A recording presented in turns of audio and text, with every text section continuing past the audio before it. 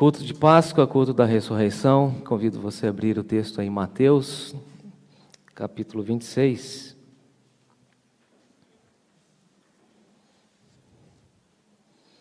E logo na sequência nós teremos a celebração da ceia. Mateus capítulo 26, a partir do verso 17. Assim eu saúdo todos com a graça e a paz de Jesus. Aqueles que estão em casa também, que o Senhor fale ao nosso coração. Mateus 26, a partir do verso 17, e nós caminharemos até o verso 30.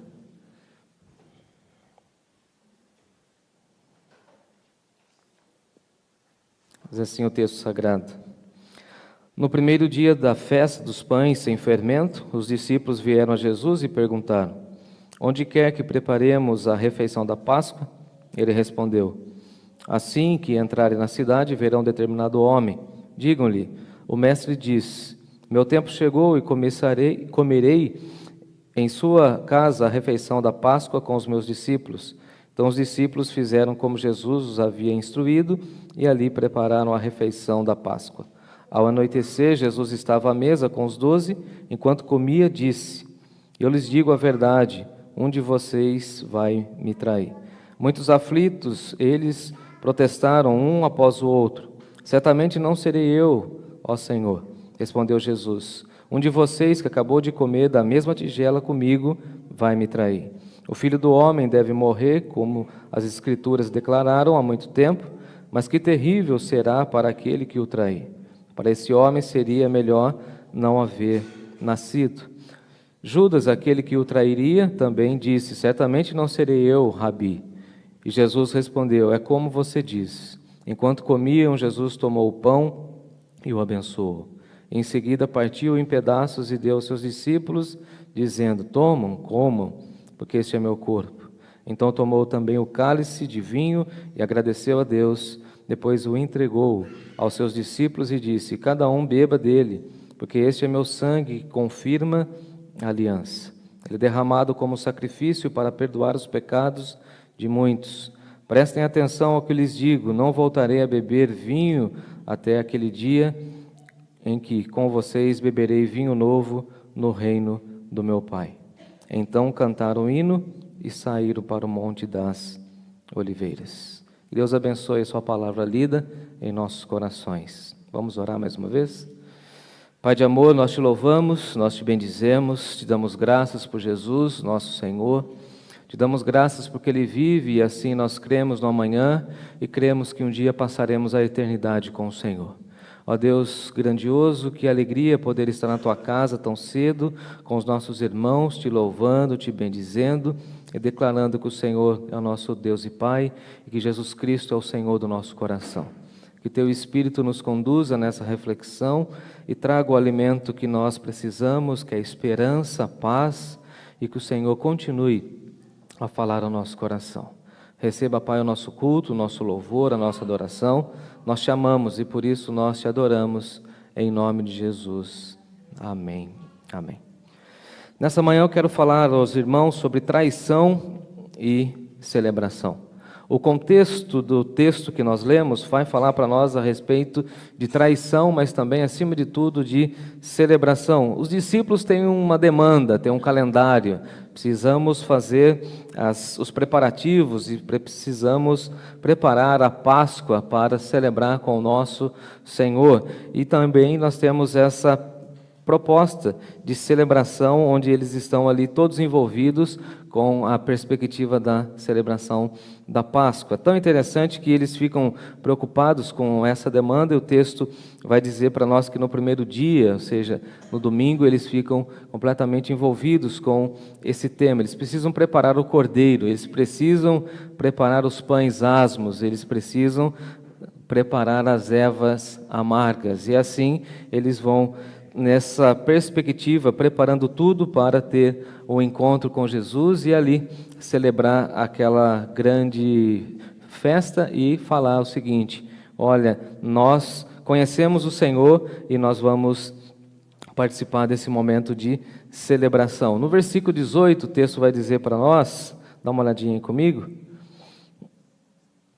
que ele entrou na cidade e um homem falou assim: olha, mestre, chegou o seu tempo. E assim o nosso Senhor vai caminhando com essa proposta de chegou o tempo da celebração. Os discípulos obedecem a Jesus no verso de número 19, de uma maneira muito bonita. Eles fizeram tudo de acordo como Jesus havia instruído, e nós temos que aprender bastante com os nossos irmãos e fazer aquilo que o Senhor deseja para nós. Eles preparam a Páscoa, eles preparam todos os ingredientes, e a noite vai se aproximando no versículo 20, e nós temos essa proposta. Ao anoitecer, Jesus está à mesa, e a mesa traz para nós essa lembrança de momento íntimo, de comunhão, de refeição, momento esse que Jesus compartilhou várias vezes com seus discípulos, tantas verdades, e agora mais uma vez ao redor da mesa, naquele anoitecer, Jesus estava ali com seus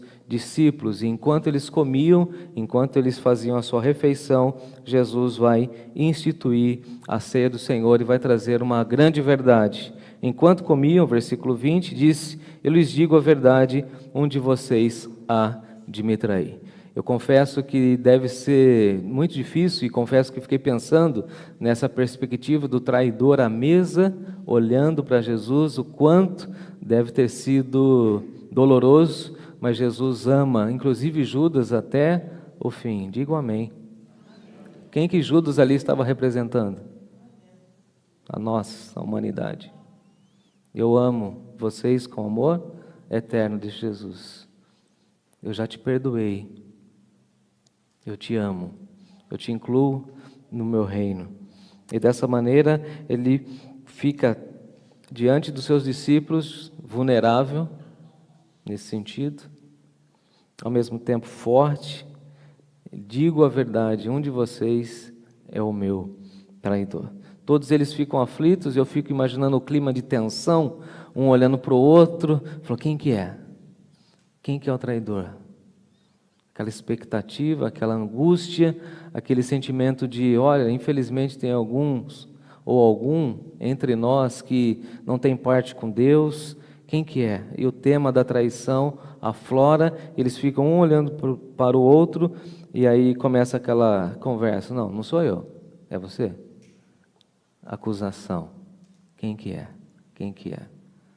Você acha que foi um clima gostoso, agradável ou não? Quem que é? Fica aquele burburinho, né? Um olhando para o outro, fala: e aí? Quem que é o traidor? E Jesus responde: um de vocês, verso 23, acabou de comer comigo da mesma tigela, e esse vai me trair.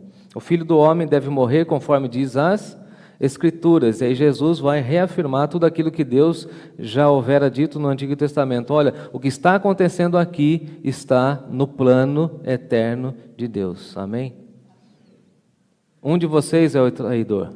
E assim foi que Deus escolheu que acontecesse. Assim vai prosseguir de acordo com os planos eternos de Deus. Tudo vai acontecer de acordo com a vontade de Deus, conforme diz as Escrituras. E as Escrituras já estavam declarando isso há muito tempo. E mais uma vez, Deus Pai falando que a sua palavra, a sua verdade, há de prevalecer para todo sempre. Amém. O que diz as Escrituras vai acontecer. O Cristo haveria de ser morto, o Cristo haveria de ser traído, e de fato isso acontece. Agora, veja o texto no verso 25. Judas, aquele que o traía, também diz: certamente não serei eu. E aqui nós temos o sujeito mais, desculpa a expressão, cara de pau do mundo, ali à mesa. O traidor sempre tem essa mesma perspectiva, ele fica ali, sorrateiro, olhando. Certamente não serei eu, ele diz. E assim o diabo também age até nos dias de hoje. Certamente não sou eu. Certamente não foi meu pecado, dizem alguns, que levou Jesus à cruz. E Jesus responde: é como você diz. E aí Jesus institui a ceia do Senhor, verso 26. Enquanto comiam, Jesus tomou o pão e abençoou. E tendo dado graças, ele disse: olha, eu vou repartir esse pedaço de pão em pedaços, e esse é meu corpo, e vou entregar aos meus discípulos, e eu quero que vocês tomem e comam, porque este é o meu corpo, e todas as vezes que vocês comerem esse pão e beberem o cálice, vocês estão anunciando a minha morte até que eu venha. Todas as vezes que nós celebramos a ceia do Senhor, nós estamos proclamando isso ao mundo. Nós cremos sim que Jesus foi traído, mas cremos acima de tudo que o Pai não o abandonou. Aleluia. Nós cremos sim que ele foi humilhado, mas nós cremos que Deus o exaltou de uma maneira sobrenatural. Nós cremos sim que ele foi para o sepulcro, mas também nós cremos que Deus, o Pai, o ressurgiu ao terceiro dia, e ele vive e reina para todo sempre. Amém. Nós cremos sim que a via dolorosa até a cruz foi muito pesada, mas acima de tudo, cremos que ele ressurgiu com poder e honra.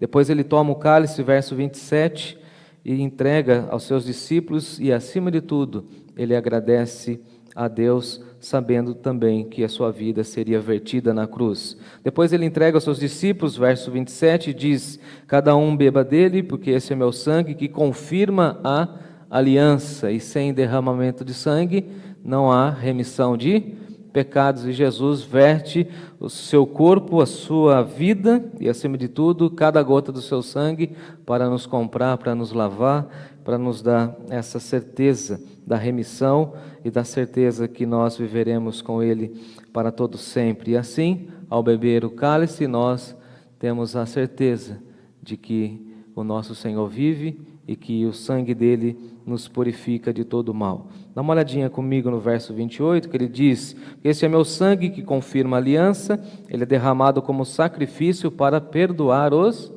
pecados. E quando nós celebramos a ceia do Senhor, nós estamos falando: olha, eu sou livre da condenação do pecado e eu posso gozar do perdão de Deus, porque Cristo morreu na cruz por mim. Amém.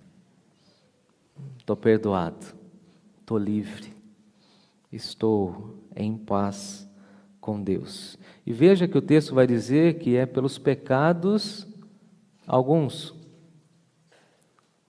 Só aquele pecadinho que você cometeu, assim, aquele mais leve, que você pensa que é mais leve, pelos muitos pecados. E nessa hora nós poderíamos curvar nossa fronte e agradecer ao Senhor Jesus. Obrigado, Senhor, porque Tu perdoaste muitos pecados, e assim preparar o nosso coração para celebrarmos a ceia do Senhor. Feche seus olhos. Vamos orar juntos. Senhor, nosso Deus e Pai, te damos graças por essa manhã. Ó Deus, te damos graças porque o Senhor nos criaste para o teu louvor. Te damos graças, ó Deus, porque há redenção em teu nome. Te damos graças porque o Senhor nos perdoa, o Senhor nos redime, o Senhor nos transforma, o Senhor nos santifica. E nessa hora, Pai, apresentamos diante do Senhor os nossos pecados, apresentamos, ó Deus, as nossas falhas, as nossas murmurações, as nossas reclamações, a nossa ingratidão. Reconhecemos, ó Deus, que somos pecadores, falhos, e por isso Cristo pagou o preço por nós. Te damos graças, ó Deus, por tão grande salvação. Te damos graças, ó Deus, porque temos o Teu Espírito em nós, que acusa o nosso coração, e nós temos essa oportunidade de confessar ao Senhor tudo aquilo que vai em nosso coração e aquilo que não agrada ao Senhor. E nessa hora pedimos que o Teu Espírito nos console, nos conforte, trabalhe no nosso coração para que o nosso coração seja cada vez mais puro diante do Senhor, reconhecendo que o Senhor atua, reconhecendo que o Senhor abençoa, reconhecendo que o Senhor é nosso Deus e cuida de cada detalhe da nossa existência. Por isso, Pai, pedimos perdão, purificação, pedimos a Deus que esse sentimento tão verdadeiro da Páscoa, da libertação, seja uma verdade em nossos corações.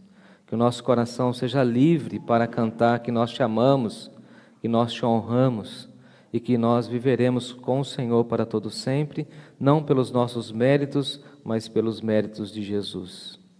Permita, ó Deus, que nessa manhã possamos dizer que Cristo vive e por isso nós cremos no amanhã. Cremos no amanhã maravilhoso aqui nessa vida, mas acima de tudo, cremos no amanhã que teremos com o Senhor para todo sempre.